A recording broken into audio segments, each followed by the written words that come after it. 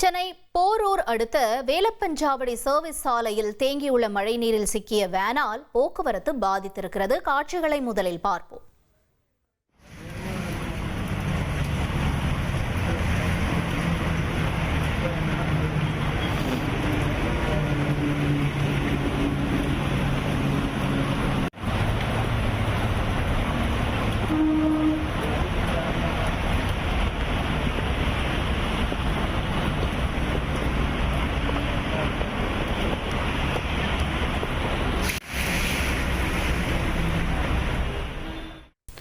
விவரங்களோடு செய்தியாளர் சதீஷ்குமார் இணைந்திருக்கிறார்.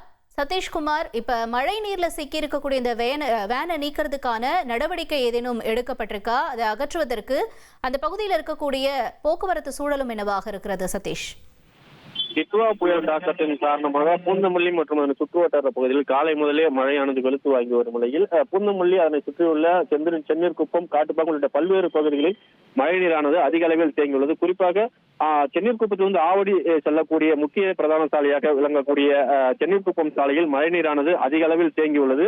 அது மட்டுமின்றி பூந்தமல்லி நெடுஞ்சாலை வேலப்பஞ்சாவடி சர்வீஸ் சாலையில் மழைநீரோடு கழிவு நீரும் அதிக அளவில் கலந்துள்ளதால் இந்த வழியாக வந்த வேன் ஒன்று அங்கு சாலையில் இருந்த பள்ளம் தெரியாமல் அதில் சிக்கியுள்ளது.